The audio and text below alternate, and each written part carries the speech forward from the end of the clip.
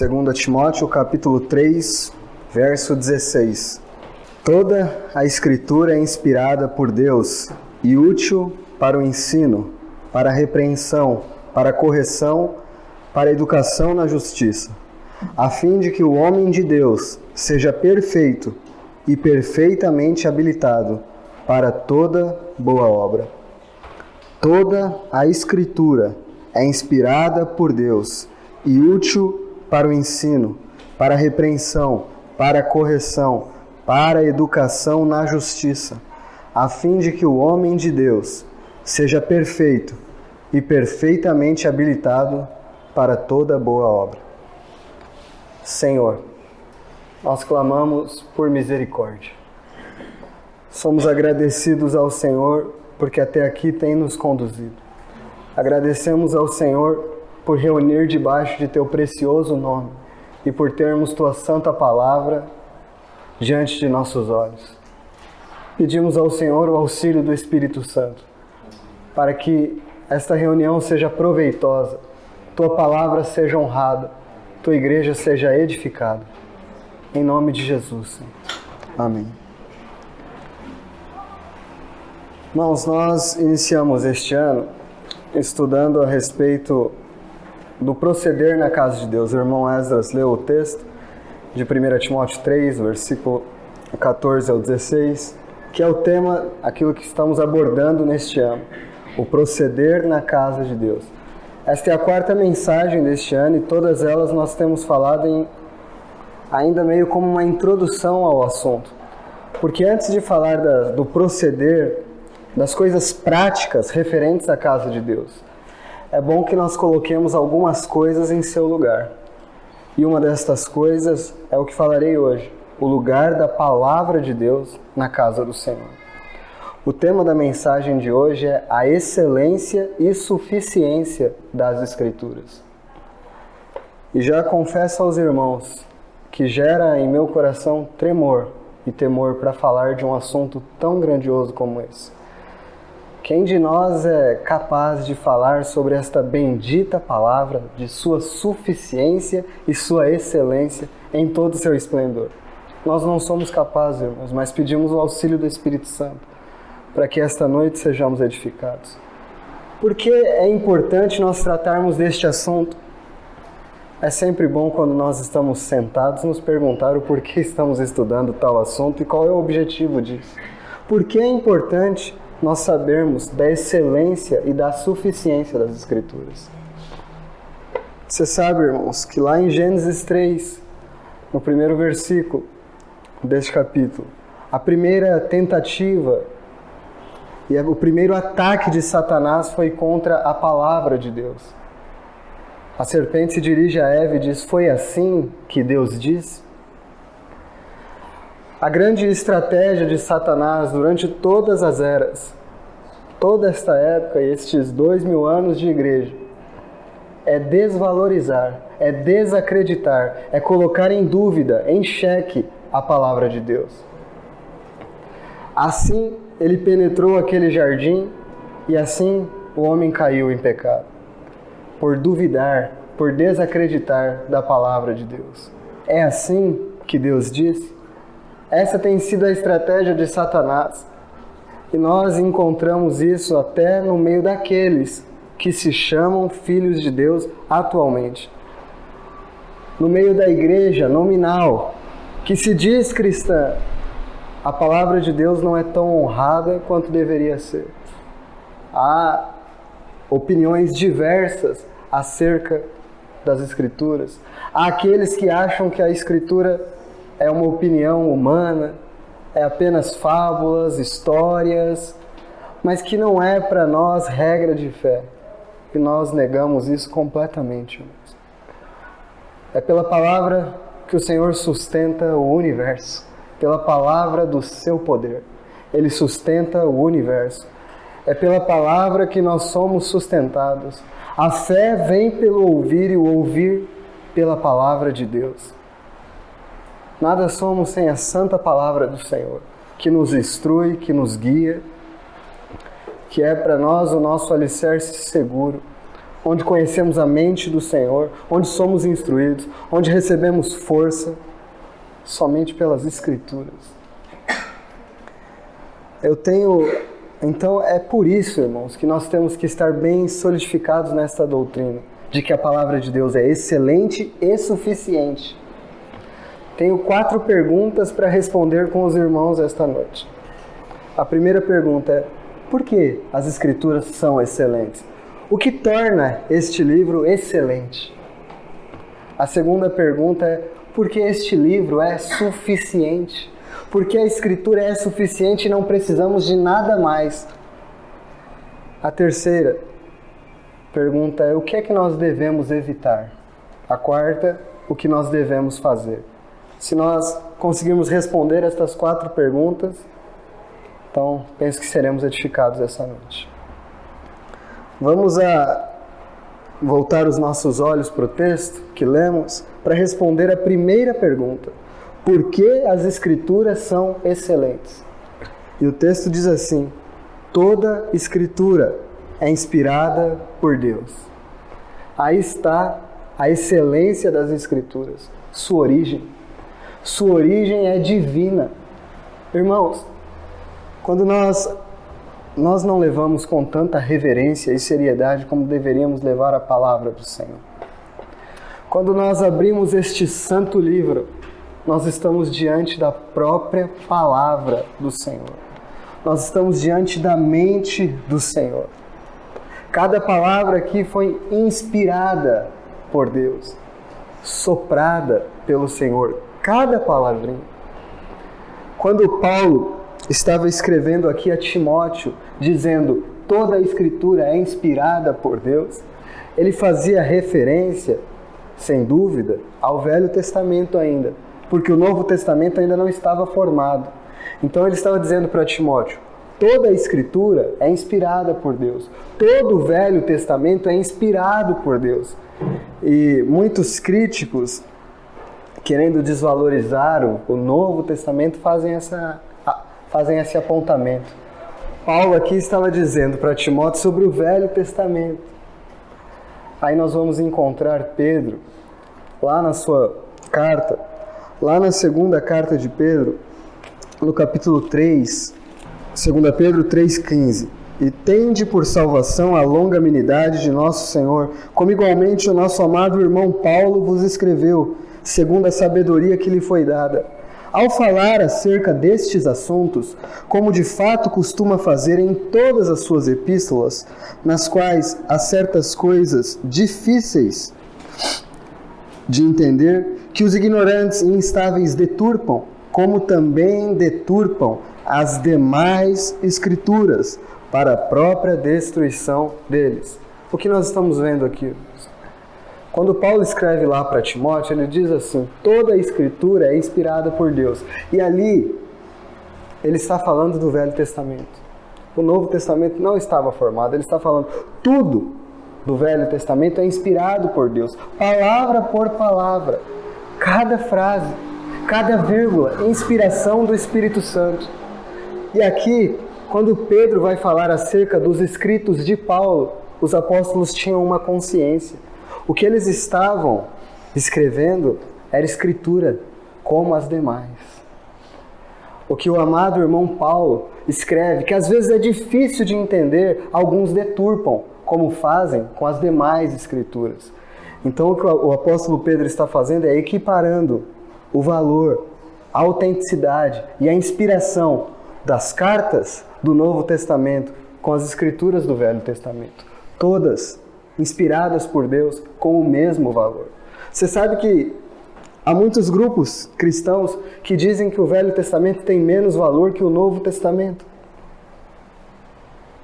Toda Escritura é inspirada por Deus. Que blasfêmia terrível, que desonra contra a palavra de nosso Senhor, que devemos estimar e amar. Esta é a palavra do Senhor, irmãos.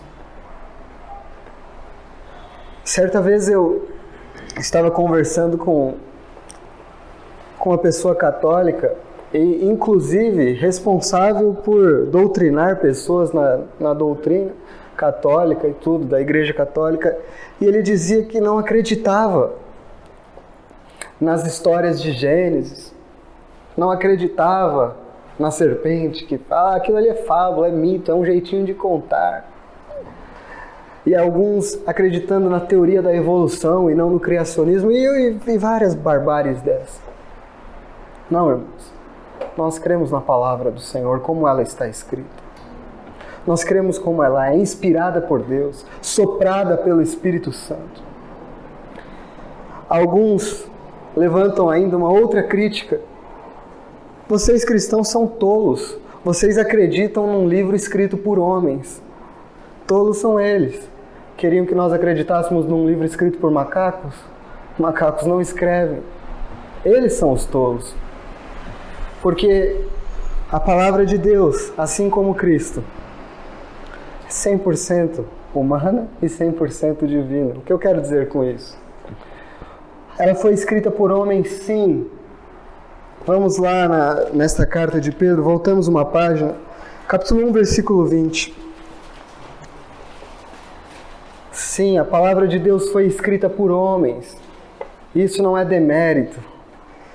Sabendo primeiramente isto, que nenhuma profecia da Escritura provém de particular elucidação ou provém da mente humana, provém de interpretação pessoal, não parte do homem. Porque nunca jamais qualquer profecia foi dada por vontade humana.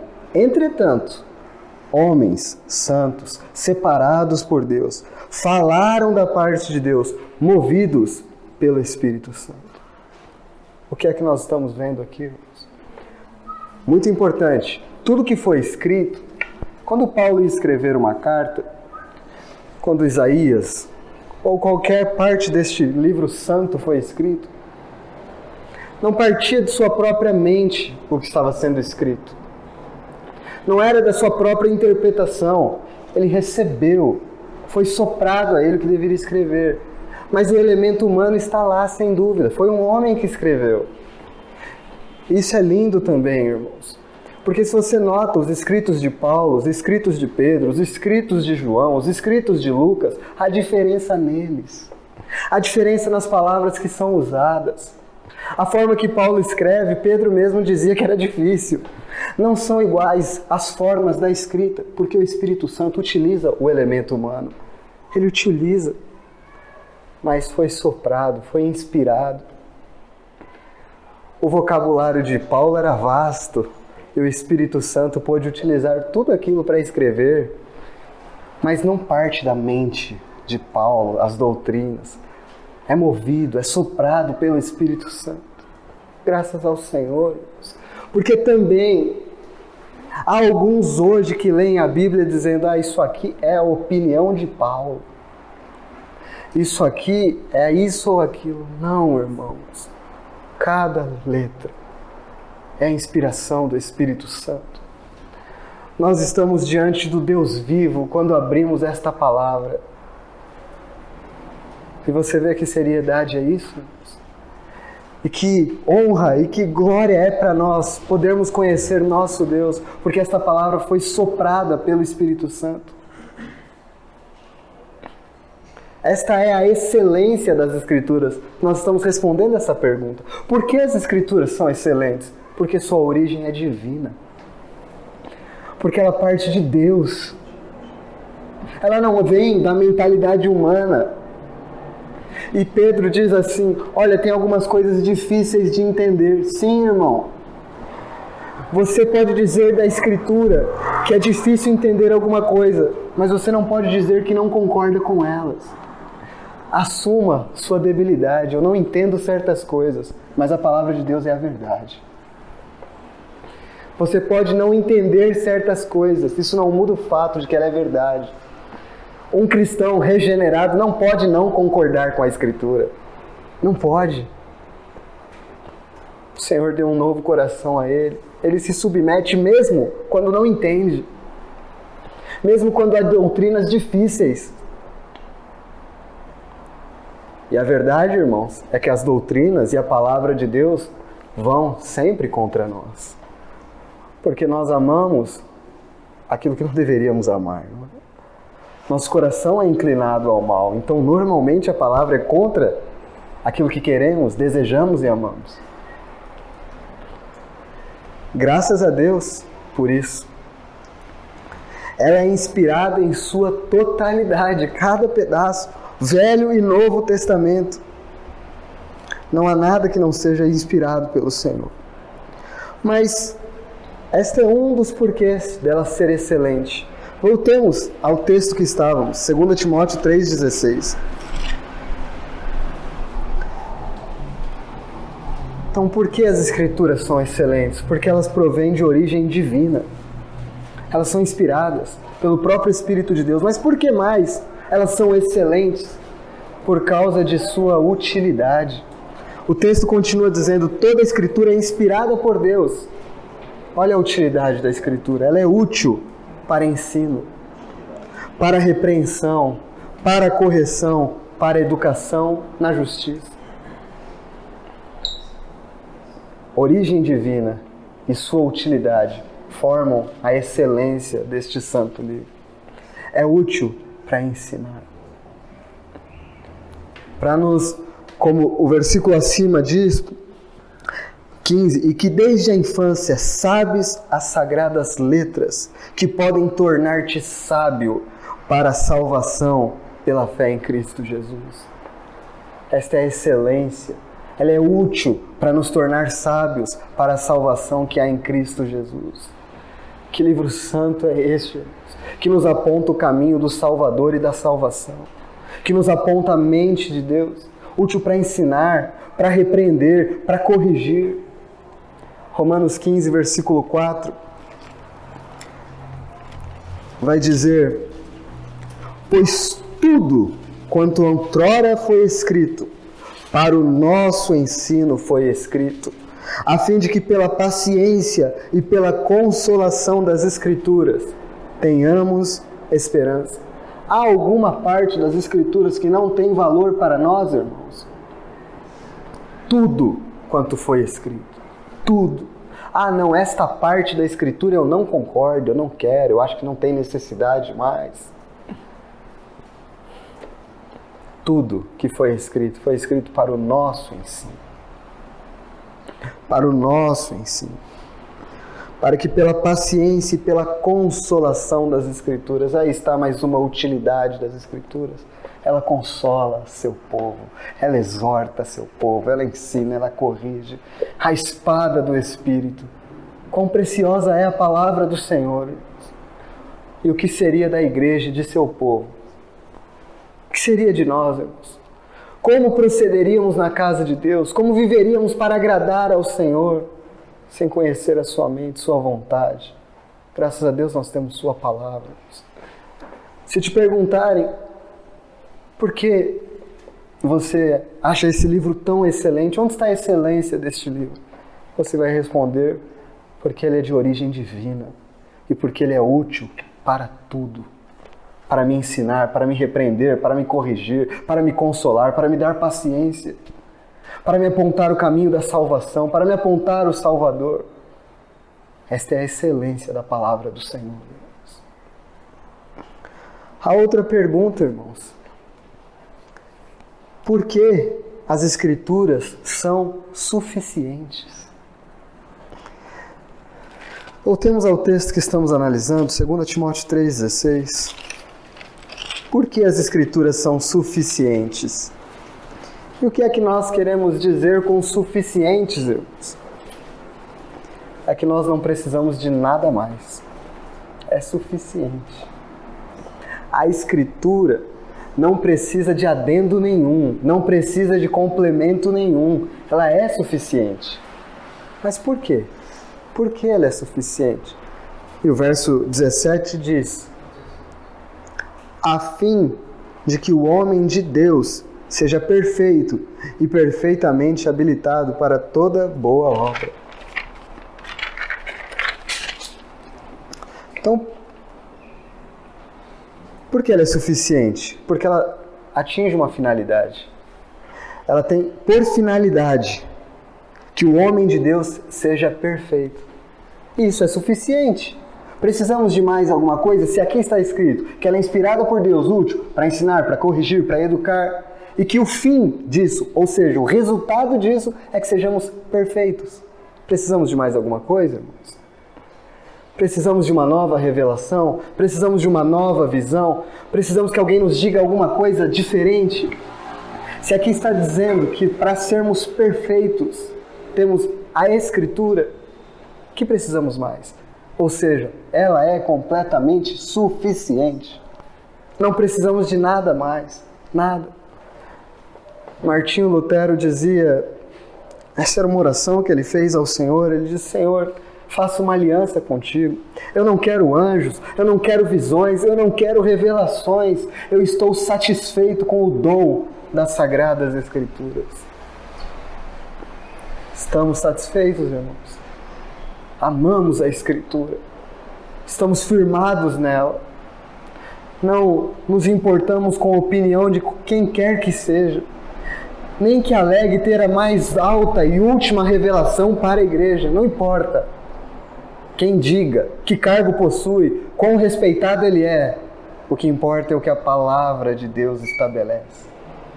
A igreja persevera na doutrina dos apóstolos. A igreja está fundamentada e edificada sobre o fundamento que os apóstolos colocaram. Então, um dos motivos da palavra de Deus ser suficiente é que ela cumpre a sua finalidade de nos tornar perfeitos para tudo e para toda boa obra.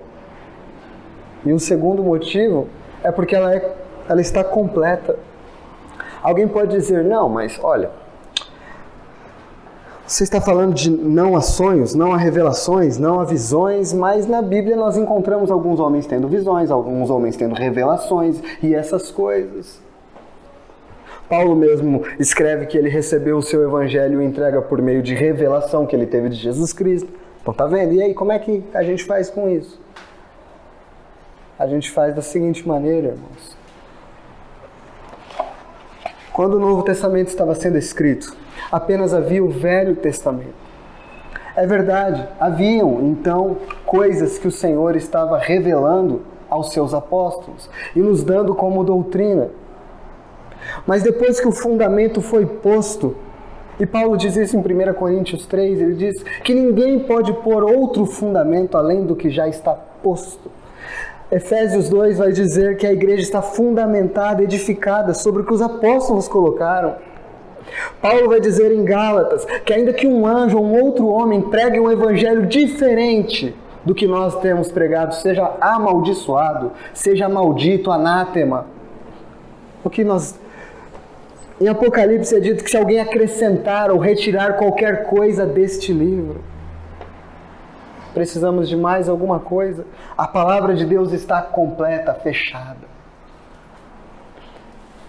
Ela tem sofrido os mais duros ataques durante estes 2000 anos e ela permanece de pé por causa daquele que a sustenta, nosso Senhor.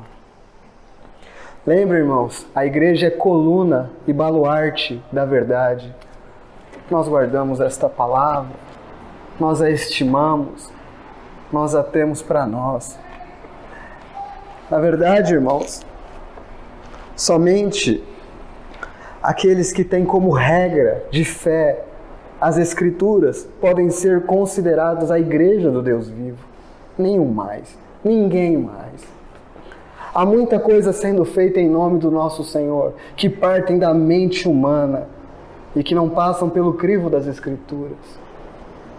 Isso deve ser, como o Esdras diz, tem forma de piedade. Ele leu este texto. Tem forma, negando o seu poder. Afaste-se deles. Há um tempo atrás, nós tínhamos comunhão com um grupo de irmãos que começou a dizer o seguinte, que as palavras de Jesus nos evangelhos eram mais elevadas que as cartas de Paulo, de Pedro, e que nós deveríamos guardar e elevar as palavras de Jesus e não dar muito ouvido ao que Paulo, Pedro, Tiago, João falaram. Porque as palavras de Jesus eram mais importantes. Engano, heresia, o que nós tivemos que fazer? nos afastar, apartarmos da comunhão com este grupo, porque eles não valorizam a palavra do Senhor, porque eles não escutam o que ela diz, que toda a Escritura é inspirada por Deus, toda ela, e completamente suficiente, irmãos, completamente suficiente. Você não precisa correr atrás de mais nada. Se você quer ouvir Deus falar, se você quer direção para a sua vida, aqui está neste livro, irmãos. Toda a direção, tudo que você precisa saber, irmãos. Tudo. Uma assembleia que cresce honrando ao Senhor. É uma assembleia que cresce amando a palavra do Senhor. Amando, meditando na palavra, conhecendo a palavra. Alguns chamam isso de cristãos teóricos, que ficam estudando muito as Escrituras, porque o que importa mais é sermos livres. Há grupos de irmãos que acham que estudar a palavra sistematicamente, com pregação da palavra, é perda de tempo, porque o legal é a gente ter trocas. Vamos conversar e cada um tem suas opiniões. Que importa nossas opiniões, irmãos? Que importa o que nós achamos? Ah, o grupo é legal. Não, irmãos. Isso não importa. Isso não honra o Senhor. Ele nos deu a sua palavra, irmãos. Queremos ser ensinados nela. Queremos ser corrigidos nela. Queremos ser educados na justiça. É com ela. Nada além disso. Nada além disso.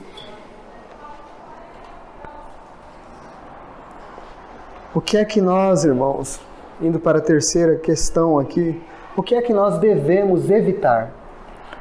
Vimos até então a excelência e a suficiência. Ela é excelente porque tem origem divina, inspirada por Deus, porque ela é útil. Ela é suficiente porque alcança a finalidade de nos tornar perfeitos. E ela está completa. Não há nada mais. Agora, o que é que nós devemos evitar? Porque me parece que eu não falei nenhuma novidade para os irmãos. Não falei nenhuma novidade para os irmãos. Ou quem aqui acha que a palavra de Deus não é suficiente? Quem aqui acha que a palavra de Deus não é excelente? Nós achamos isso. Mas é sempre bom repetir estas coisas para que elas sejam firmadas em nosso coração. Porque os ataques de Satanás são constantes com relação a esta palavra. Então o que nós devemos evitar? Porque nós devemos evitar decréscimos e acréscimos, ou seja, coisas que podem ser retiradas e coisas que podem ser acrescentadas. Nós precisamos aprender a não ir além do que está escrito e nem ficar aquém daquilo que está escrito. Mas eu quero falar um pouco dos acréscimos que são feitos a esta palavra do Senhor. Porque Satanás, muito espertamente, com sua astúcia, sagacidade, ele não chega com uma heresia e com as coisas sem um pouco de palavra. Não. Senão não engana. Senão não engana. Uma nota falsa, para enganar alguém, tem que ter algumas características parecidas com a verdadeira. Senão não engana. Então algumas coisas são acrescentadas sutilmente às Escrituras. O que pode ser acrescentado à Escritura? Por exemplo, tradição. Então alguém coloca assim, Escritura mais tradição. Não era isso que os fariseus faziam? Vamos lá em Marcos 7. Isso é uma coisa que nós devemos evitar, irmãos. Tradição. Devemos ficar somente com as Escrituras. Marcos 7, versículo 5.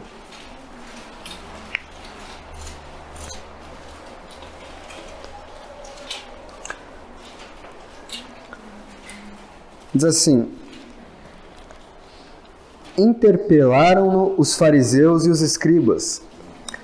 Por que não andam teus discípulos de conformidade com a tradição dos anciãos, mas comem com as mãos por lavar? Respondeu-lhes Jesus: bem profetizou Isaías a respeito de vós, hipócritas, como está escrito: este povo Honra-me com os lábios, mas o seu coração está longe de mim, e em vão me adoram, ensinando doutrinas que não passam de preceitos de homens. Negligenciando o mandamento de Deus, guardais a tradição dos homens. E disse-lhes ainda: jeitosamente rejeitais o preceito de Deus, para guardardes a vossa própria tradição. Há muito isso, em que as tradições e aquilo que os homens colocam, não só ficam a Escritura, mas isso, como muitas vezes chegam a acontecer, o que o Senhor aqui está dizendo. Vocês rejeitam a Escritura para guardarem a vossa tradição. Não é o que o verso diz? E disse-lhes ainda: jeitosamente rejeitais, verso 9, rejeitais o preceito de Deus para guardardes a vossa própria tradição. Então tem algumas coisas que começam a acontecer, que começam a virar tradição, mas que não encontram base bíblica. E ficam tão fortes e tão incutidas na mente das pessoas, que elas começam a guardar aquilo e começam a menosprezar a palavra de Deus, por causa da tradição. E normalmente, irmãos, acontece por meio de pessoas que são muito respeitadas e que começam a falar e colocar coisas que não estão necessariamente escritas, que tem alguma coisa boa, e aí começa na mente dos irmãos a ser algo, é isso que tem que ser. Então existia a tradição dos anciãos aqui, tem que lavar a mão cerimonialmente. E aí eles se preocupavam tanto em cumprir aquelas regras que deixavam de lado a palavra de Deus. Então há pessoas que guardam regras e regras, mas que não conhecem a palavra de Deus. Vocês devem conhecer pessoas assim, que elas conhecem muito sobre doutrina humana, mas nada sobre a doutrina divina. Elas conhecem muito sobre os costumes e as coisas que devem fazer para andar em conformidade com a instituição que fazem parte, mas não conhecem a palavra de Deus. A tradição está elevada. Essas pessoas não vão dizer que a Escritura está errada e que elas não concordam com a Escritura, mas elas vão acrescentar a tradição à Escritura. E o resultado disso será rejeição à palavra de Deus. Nós devemos evitar este erro. Nós devemos rejeitar o erro de acrescentar à Escritura nossa opinião pessoal. Você já conversou com pessoa que você fala o texto e ela diz: mas eu não concordo. Não, mas eu só li o texto. Eu só li. Eu só li o texto. Não, eu não concordo. Mas é o texto. E a pessoa não concorda com o que está escrito. Nós sempre dizíamos, há muito tempo atrás, e é uma boa frase, que aqui ninguém tem opinião para nada. Aqui todo mundo se submete à palavra de Deus. Sua opinião não importa. É duro, né, irmão? Mas sua opinião não importa. O que importa é o que está escrito. Poxa, queria ser ouvido. Aqui não é o lugar para ninguém ser ouvido. Aqui é o lugar para que o Senhor fale e nós ouçamos. Nós ouçamos a palavra do Senhor. Então a opinião pessoal deve ser descartada. Essa também. O que é que nós devemos evitar? Escritura mais a cultura. Veja, irmãos. A Bíblia é acusada porque... não, mas esse livro é antigo, né? A cultura muda e evolui. Então as coisas vão mudando e a Bíblia fica um pouco antiquada. Por exemplo, a mulher ser submissa ao seu marido? Não, isso passou. A cultura evoluiu agora. Irmãos, Deus estava errado. A inspiração da Escritura pelo Espírito falhou. E a civilização foi que evoluiu. Olha, as culturas evoluíram muito. E o pecado aumenta. A degradação aumenta. Ninguém evoluiu nada. O homem nasce em pecado, é corrompido, e essa cultura é caída e falida. Nós não temos que dar ouvidos à cultura. Nós temos que dar ouvido à Escritura. Não importa o que a cultura diz. Ah, mas eu não sei, hein? Isso aqui não é meio para aquela época? Não sei se para os nossos dias isso aqui serve. Irmão. Não. Tudo é inspirado pelo Senhor. Claro. Aí alguém pode levantar uma objeção extremista e dizer, mas a gente não está matando o carneiro como matava. Não, irmãos. Algumas coisas se cumpriram em Cristo Jesus. Basta uma boa interpretação bíblica. Senão tem aqueles que vão para esses extremos. Não. Tudo que foi escrito, irmãos, os princípios da palavra de Deus, eles se mantêm. Não cai um tio, não cai nada. Esta é a palavra do Senhor. Então a cultura, tem gente que fala, não, a Paulo é machista. Então, por exemplo, há na palavra de Deus, é claro, não tem como negociar, que às irmãs não foi dado pregar publicamente. É claro na palavra de Deus. Mas isso está errado, isso aqui é a opinião de Paulo, então se inventa tudo para diminuir o valor da Escritura, para dizer que é a opinião de Paulo, para dizer que culturalmente isso mudou. Se inventa de tudo. O problema é a rebeldia do coração humano que não se rende à Escritura. Então nós devemos evitar a tradição, a opinião pessoal, a cultura. Essa é dos nossos dias bem forte também. Quando acrescentam à Escritura sonhos, visões, revelações, profecias, isso nós devemos evitar, irmãos.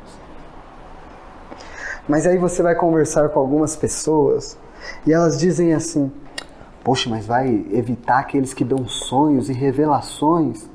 Porque olha, aconteceu um dia, uma pessoa que não me conhecia, revelou isso. Tá, você também já foi no... Esses relatos também acontecem em centros de macumba, irmãos. De pessoas que revelam tudo, que sabem tudo, acontecem lá. E aí você vai atribuir isso aqui.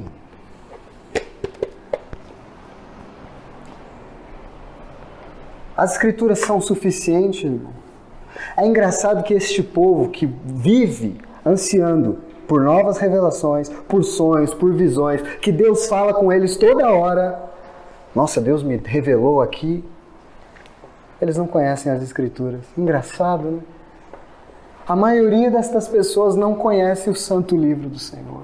Não conhece as doutrinas bíblicas, mas eles têm uma intimidade, uma comunhão com o Senhor, que eles têm revelação e sonho toda hora. Toda hora. E há aqui,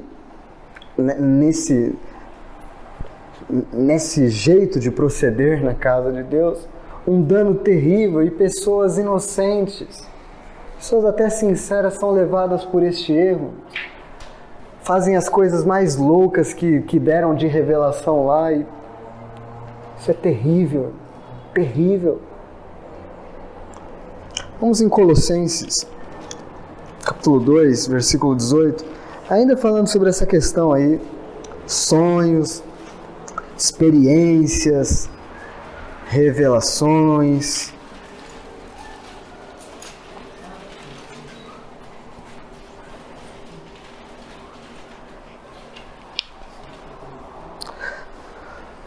Colossenses 2,18 diz assim: ninguém se faça árbitro contra vós outros, pretextando humildade e culto dos anjos, baseando-se em visões, enfatuado sem motivo algum na sua mente carnal, e não retendo a cabeça, na qual todo o corpo, suprido e bem vinculado por suas juntas e ligamentos, cresce o crescimento que procede de Deus.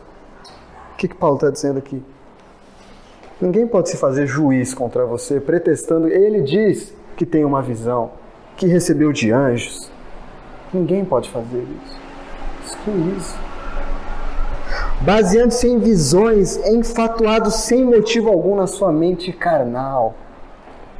Forte as palavras do apóstolo Paulo. Claro, irmãos, que há dois tipos, né? Dessa questão aqui. Há o que os irmãos conhecem de grupos pentecostais, igrejas pequenininhas de bairro, em que é o show da revelação e toda hora alguém está dizendo: eis que te digo, e revela aqui, revela dali, revela de lá, e fala, ó, não sei o quê. Aí você fala: não, isso aí, irmão, ninguém acredita. É, irmão. Mas tem aquela mais sutil, com aquela fala mais espiritual. Não, porque Deus está nos mostrando, o Espírito Santo, de que há um novo mover para esta época. E nós temos entendido da parte do Senhor. Então não é aquele negócio, mas é um pouco mais sutil, que não fica na Escritura. Coloca uns versículos ali e vão dando a sua interpretação pessoal para aquilo e começam a dizer que este é um movimento do Senhor para a época e não sei o que, e não sei o que lá. Enfatuado na sua mentalidade carnal, baseando-se em suas próprias visões. A igreja não precisa de nada novo. A igreja precisa perseverar na doutrina dos apóstolos, guardar esta palavra. Como eu disse em Gálatas, diz que ainda que um anjo, ou ainda que nós mesmos pregue algo diferente, seja amaldiçoado. Então não tem nada diferente para ser pregado. John Owen, um puritano, dizia o seguinte: se uma revelação, uma visão, uma profecia, ela confere com o que está escrito, ela não tem necessidade. Está escrito. Então, por que isso é revelação? Se ela confere com o que está escrito, não tem necessidade. Agora, se ela extrapola o que está escrito, ela é espúria. Se ela não confere com o que está escrito, ela tem que ser desconsiderada e descartada. Então, qual é o valor das revelações? Zero. Se já está escrito, não precisava ter sido dada. Se é fora do que está aqui na palavra de Deus, ela deve ser descartada e considerada espúria. E esse irmão dizia isso em 1600. E Paulo já dizia isso em Colossenses 2,18. Já havia naquela época estes enfatuados em sua mentalidade carnal dizendo ter visões.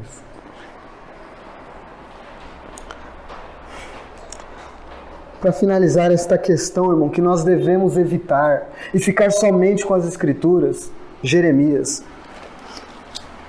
capítulo 23.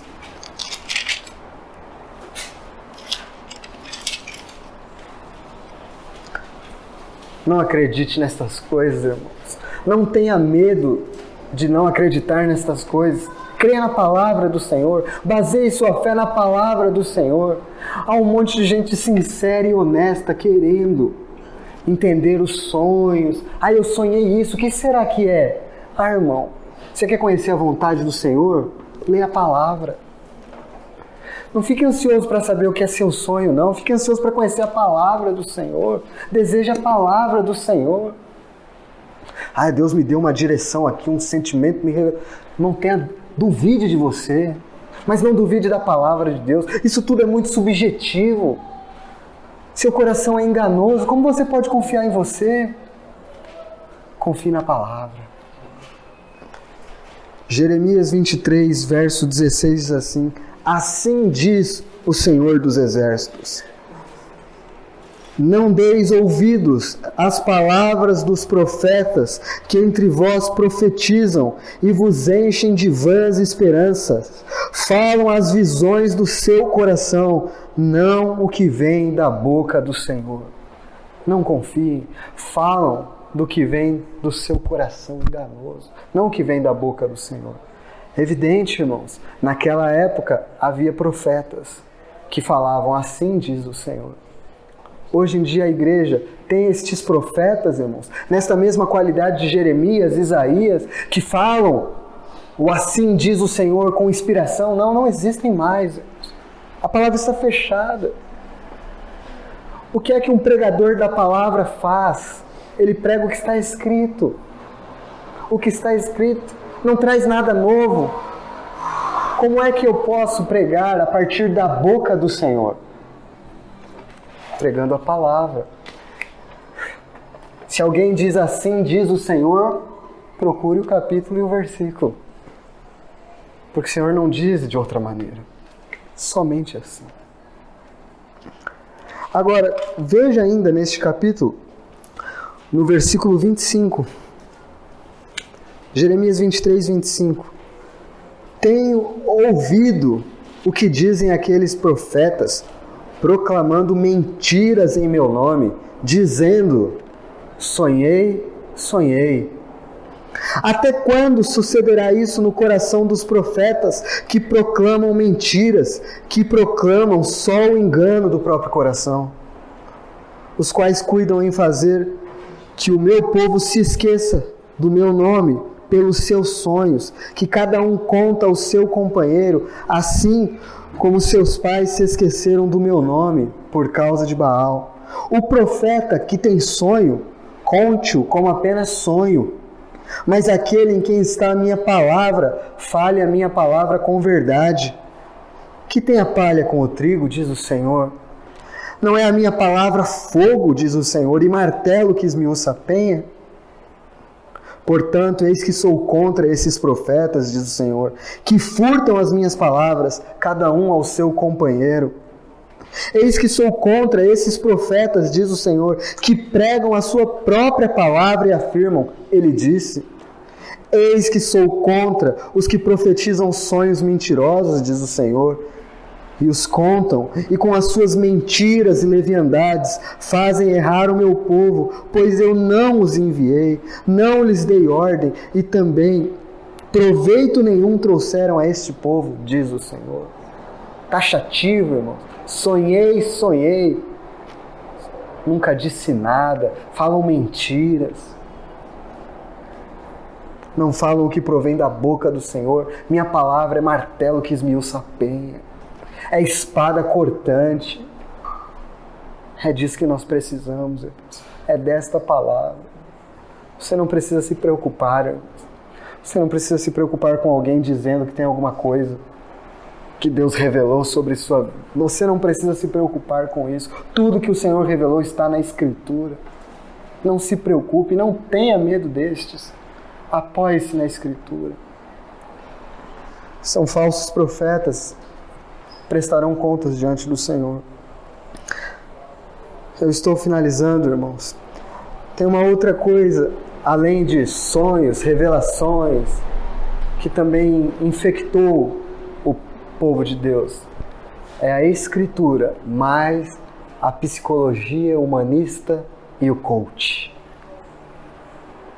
Então agora, você coloca um pouquinho de versículo, mas com a psicologia humana. A partir da psicologia, você fala como deve ser. Não, irmãos, é a partir da Escritura. O povo de Deus não tem que ouvir outra coisa a não ser a Escritura. Não precisa de outra coisa a não ser a Escritura. Você sabe, irmãos, há um momento em Mateus 16, Pedro tinha acabado de dizer: Tu és o Cristo, o Filho do Deus vivo. O capítulo, os versículos vão se desenrolando e chega um momento que o Senhor começa a falar a respeito de sua morte. Pedro chama o Senhor à parte, diz assim: Não, Senhor, não faça isso não vai acontecer com você, Senhor. Você não vai morrer, tenha compaixão de ti mesmo. Esta é a pregação psicológica e coach de nossos dias. Tenha compaixão de si mesmo. Você é o centro do coração do Senhor. Deus não pode fazer nada se seu coração resistir. Enfim, o homem é o centro de todas as coisas e Deus um serviçal rendido. O Senhor Jesus diz para Pedro: Arreda de mim, Satanás, porque você não procede às coisas de Deus, mas dos homens. essa pregação coach da psicologia, ela é a pregação que parte do coração dos homens, não da Escritura. Nós devemos ouvir somente a Escritura.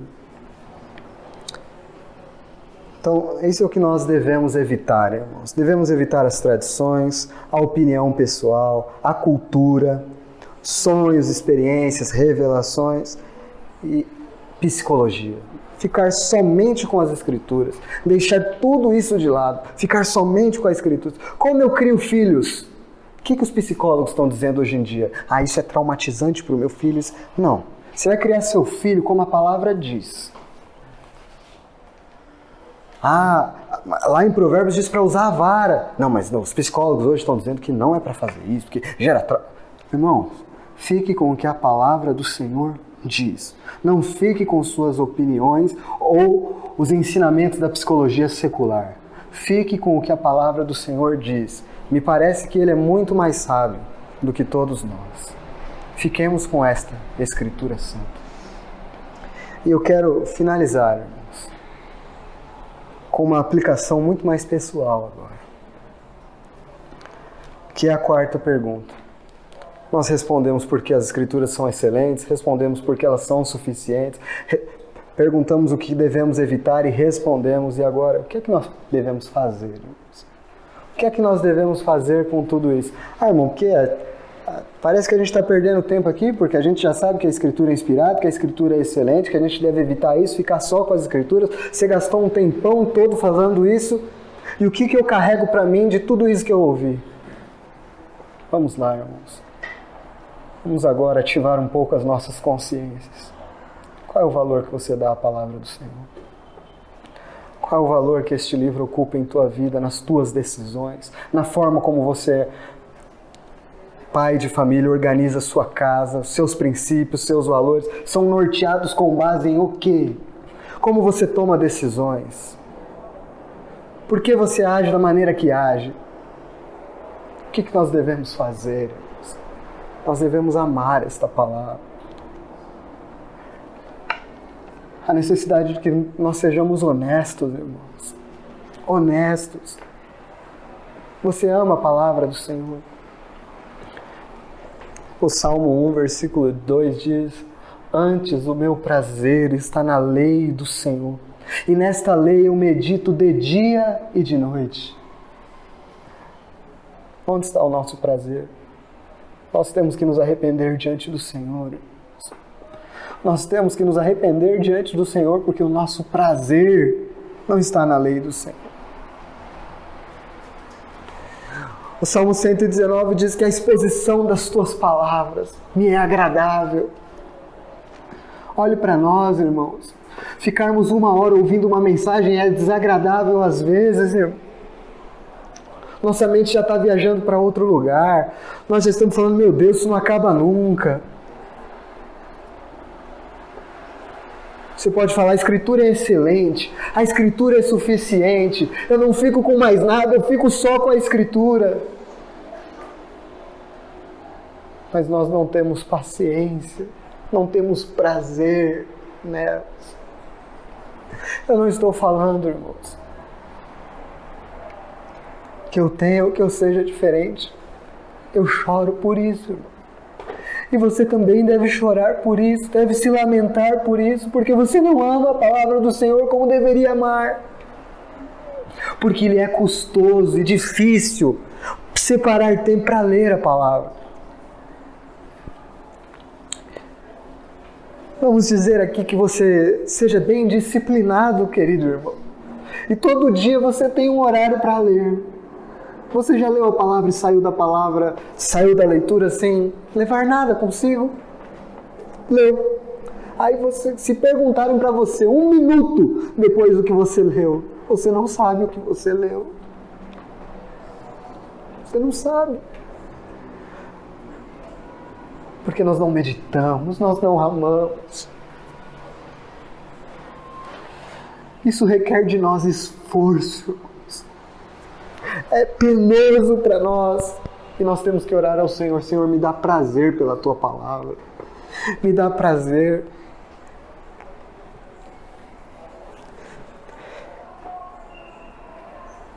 Nós devemos ser um povo que ama e conhece a palavra do Senhor.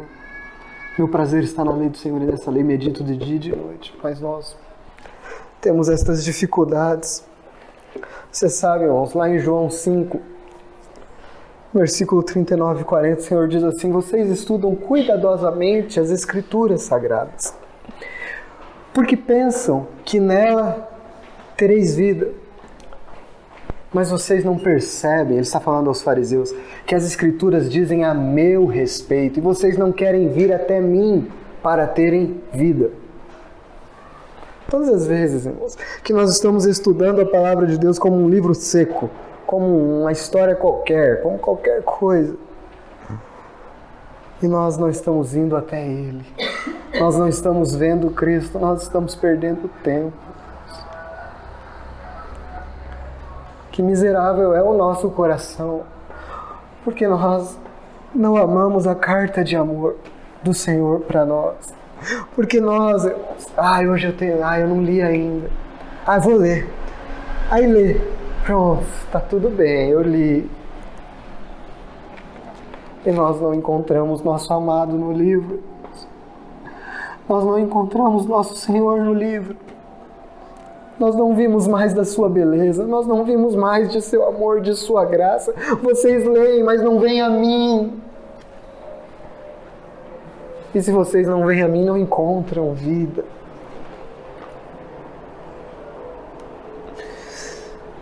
Irmãos, há uma passagem que eu acho muito preciosa de Lucas 24, que é o caminho de Emaús. Aquela passagem é muito preciosa para mim, porque eu sempre penso que eu gostaria de estar ali, de ser aqueles discípulos. Porque é dito que eles estavam desesperançosos, o Senhor havia morrido, eles não tinham entendido direito o que o Senhor vinha fazer, que Ele tinha que morrer e ressuscitaria. E é dito ali, a partir do verso 27, que o Senhor passou a expor todas as Escrituras, começando por Moisés, passando pelos profetas, dizendo tudo, falando acerca de tudo que dizia a seu respeito. Então imagine aquele caminho, irmãos. Imagina, o Senhor passou por toda a Escritura, revelando quem Ele era ali, suas belezas, suas glórias. Sabe o que aqueles discípulos falaram no fim daquela caminhada? Ele diz: não nos ardia o coração quando Ele nos expunha as Escrituras. Qual foi a última vez, irmão? Seja sincero. Qual foi a última vez que teu coração ardeu pela exposição das Escrituras? Qual foi a última vez que, ao ler a palavra do Senhor, seu coração queimou? É meu amado. Você chorou arrependido pelos teus pecados. Você viu a graça do Senhor. Qual foi, irmão? Irmãos, a excelência e a suficiência das Escrituras. Que o Senhor tenha misericórdia de nós, irmãos.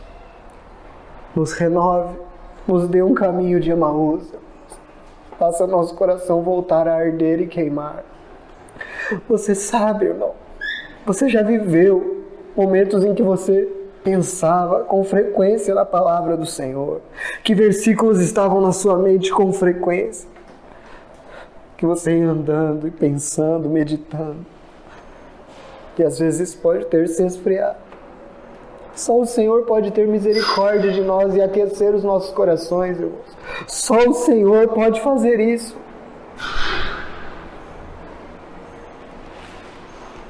Que Ele nos ajude, que Ele se revele a nós, que nós amemos o livro, mas porque queremos encontrar o autor, porque queremos vê-lo, porque queremos agradá-lo, queremos conhecer qual é a sua vontade, para proceder de forma a agradá-lo na casa do Senhor.